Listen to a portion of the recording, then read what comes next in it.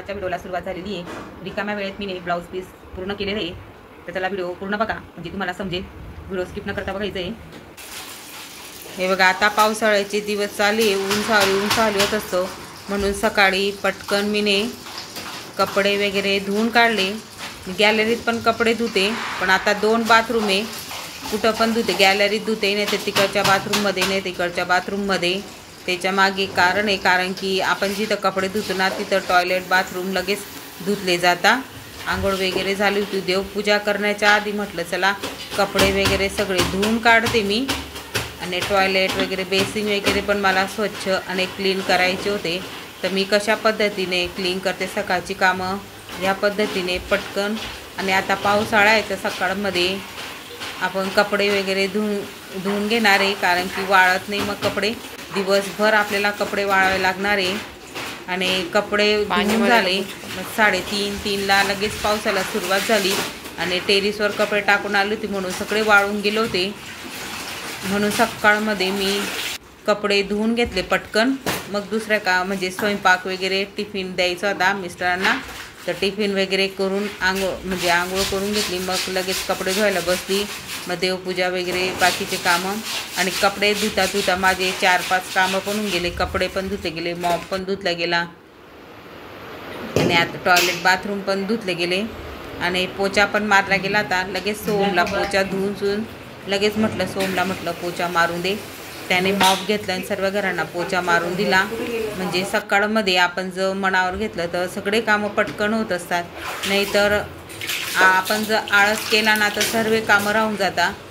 तर मी 4 दिवसातून 5 दिवसातून मला वाटलं आता खराब झाले बेसिन टॉयलेट, तर लगेच हार्पिक्स टाकून धुवून घेते। आणि हार्पिक्स आहे ना तर ते स्टीलचे आपले नळ आहे ना त्याच्यावर टाकायचं नाही आहे, कारण की काळे पडून जातात ते हार्पिक्स टाकलं तर हार्पिक जे लिक्विड आहे ते टाकायचं नाही आहे। आणि या पद्धतीने पूर्ण बेसिंग वगैरे मी क्लिनिंग करून घेतलं। हार्पिक असलं की सर्व आपले टॉयलेट वगैरे असे चमकत असतात, नाही तर पिवळे असे डाग पडून जातात। कितीही साफसफाई तेवढी 2 दिवसातून 4 दिवसातून, मला वाटलं आता म्हणजे असं काही आहे नाही की 2 दिवसातून 3 दिवसातून, पण 4-5 दिवसातून खराबच होऊन जाता। मग जसं राहिलं तसं म्हणजे हार्पिक्स म्हणजे धुते तर रोज, पण लिक्विड वगैरे जास्त वापरत नाही मी, जास्त लिक्विड वापरून पण आपले म्हणजे बेसिन वगैरे खराब होता, केमिकल असतं, तर मग फक्त पाण्याने धुवून घेते मी रोज। तर आता म्हणजे मला वाटलं की जास्त आता खराब आहे तेव्हाच मी हार्पिक्स लिक्विड टाकत असते, नाही तर खूप दिवस जातं मला। आणि आपला जो रिन साबण आहे कपड्यांचा त्याच्याने मी आपले जे स्टीलचे नळ आहेत ना ते सगळे प्लॅस्टिकची कॅरी बॅगने असे धुवून घेते मी, म्हणजे बाथरूममध्ये कपडे धुतल्यानंतर हा फायदा असतो। गॅलरीत गेली तर मग गॅलरी स्वच्छ होते, बाथरूममध्ये कपडे धुतले तर मग टॉयलेट बाथरूम सगळं क्लीन होऊन जातं। ही आपली रोजचीच महिलांची कामं असतात। आणि मस्त असे स्टीलसारखे चमकायला लागले होते नळ, हे बघा। रोज जरी तुम्ही नुसतं पाणी जरी टाकलं असं थोडा हात फिरवून घेतला तरी पण चालतं, म्हणजे आपलं म्हणजे आपण तर घर स्वच्छ ठेवतच असतो, तर आपले जे टॉयलेट बाथरूम असतात ते पण आपल्याला स्वच्छ आणि क्लीन ठेवायला पाहिजे।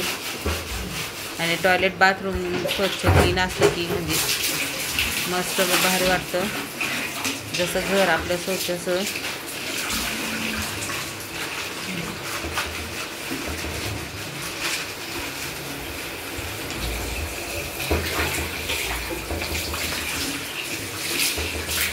आणि आता पावसाळ्याचे दिवस म्हणजे सुरुवात होणारच आहे, तर रोगराई पसरत असते, मच्छर डास होत असतात।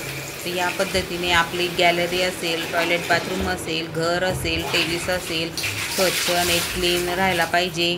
आपण बघा टेरिसवर असे नारळ वगैरे सगळं ठेवून देतो, मग तिथं पाणी जमा होतं, मच्छर होतात, मग आपल्याच आरोग्याला आपल्याला माहिती अशी रोगराई पसरते।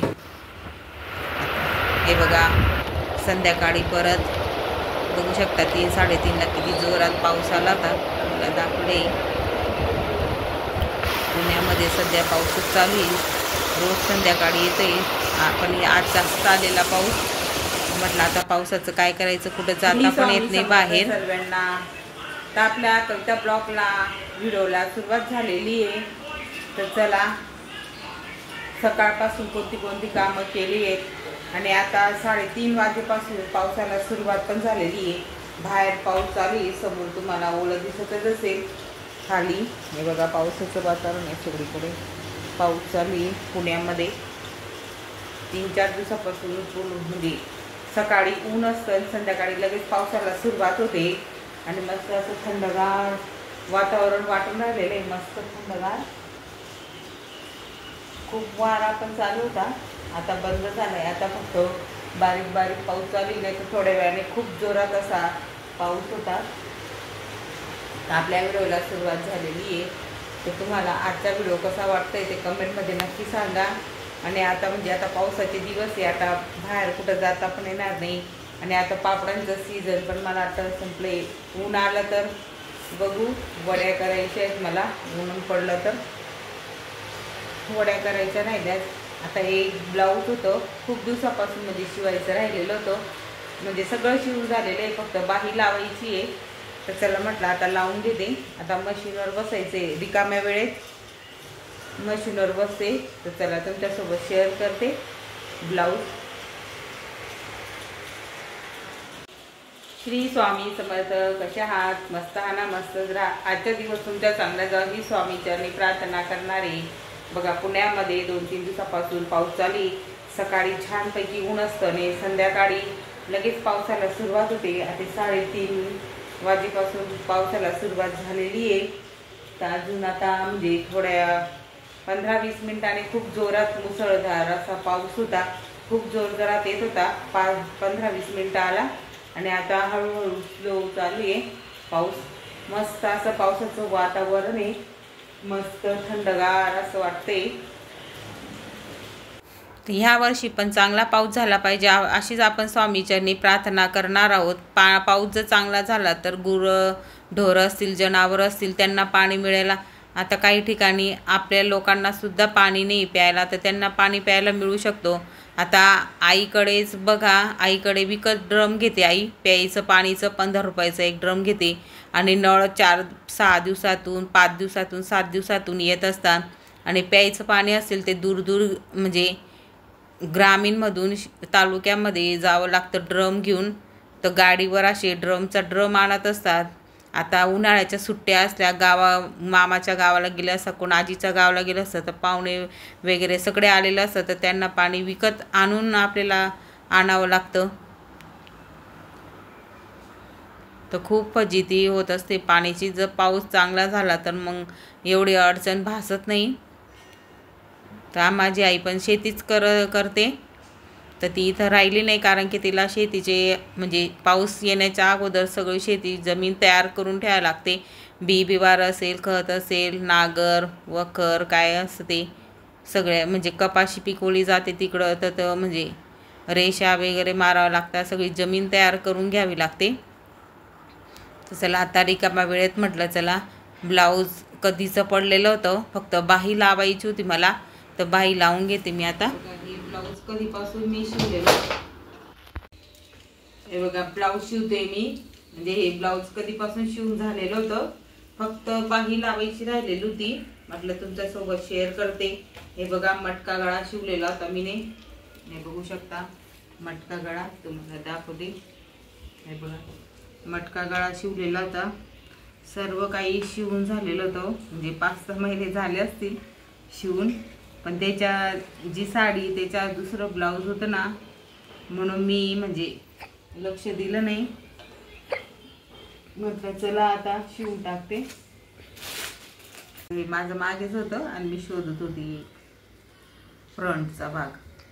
हे बघा हे पण मी मस्त शिवलेलं आहे, कटोरी ब्लाऊज आहे, मी बघू शकता एकदम छान असं आपलं कटोरी ब्लाऊज झालेलं आहे. गळा वगैरे असं फक्त बाहेर लावायचा राहिलेले आहेत. तर मग याच्यासाठी राहिलं होतं की बाही हाफ शिवायची का फुल शिवायची. तो बाहीची म्हणजे डिझाईन घ्यायची होती, वेगळं शिवणार होती मी बाही वगैरे. पण म्हटलं चला आता सिंपलच बाही शिवते मी. आणि 40 माप असलं ना, 40 मापाचं ज्याचं ब्लाऊज असेल तर साडीमध्ये म्हणजे मोठा पीस असेल तर डिझाईन वगैरे शिवता येते. आणि 40 मापाचं जर ब्लाऊज शिवलं तर म्हणजे ते फक्त ब्लाऊज होतं आणि थोडीफार डिझाईन होत असते. बघू शकता मी ही डिझाईन केलेली ना, ते साडीमधून थोडंसं जो पदर जो आपला नेसायचा भाग असतो त्याच्यातून कापून मी हे डिझाईन तयार केलेली. कारण की ब्लाऊजचं पीसच उरत नाहीये. बघू शकता काहीच उरलेलं नाहीये. आता फक्त हे बाई लावणार आहे मी आणि त्याला पण बघा जॉईन केलेलं आहे. म्हणून ही बाई राहिलेली होती की मला फुल वेगळं असं फुगाबाईमध्ये वगैरे शिवायचं होतं. हे बघा अस्तरचं कापून घेतलेलं आहे मीने, हे बघू शकता. आता बाईची लांबी मी किती घेतलेली आहे, 6.5 घेतलेली आहे. पावणे 7 घेतलेली आहे.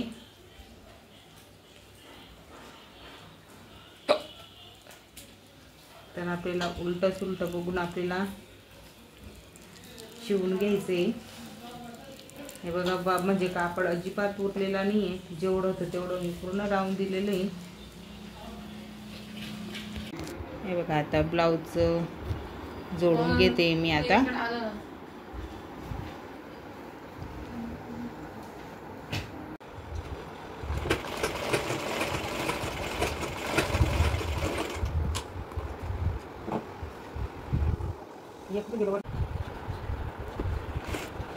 शोल्डर जोडले गेले. आता बाई जोडून घेणार आहोत आपण या पद्धतीने. तसं आता बाई जोडून घेऊ आपण. तुम्हाला दाखवतो.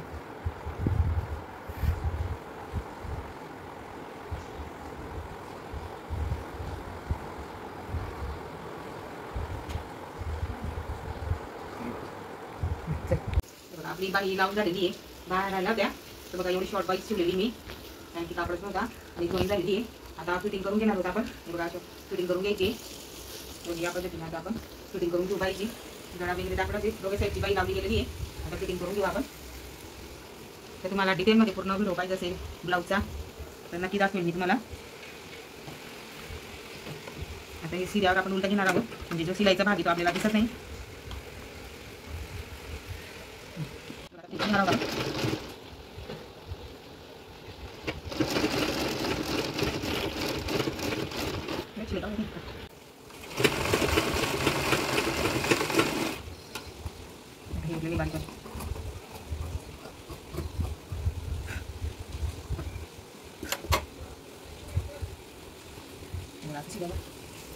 मार्किंग केलेली आहे. आता या पद्धतीने आपण मोजून घ्यायचं किती काय ते आपल्याला बाई घेऊन घेतली मागे आता आहे चालू मागे घेतली देऊन त्याच्याचे इथून फिरवली जरा याकडे मागे फिरवली.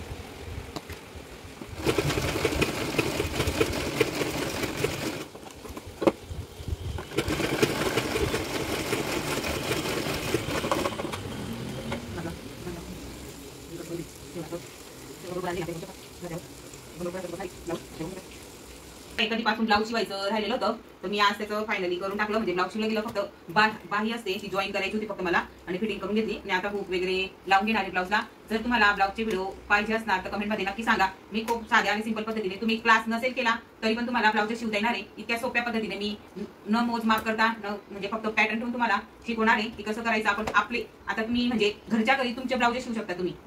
तर ह्या पद्धतीने दाखवणार आहे. तर पुढच्या नेक्स्ट व्हिडिओमध्ये मी दाखवणार आहे म्हणजे मोजमाप न करता म्हणजे तुम्हाला येत नसतील तरी पण तुम्ही ब्लाऊज शिवू शकणार अशा पद्धतीने मी सांगणार आहे.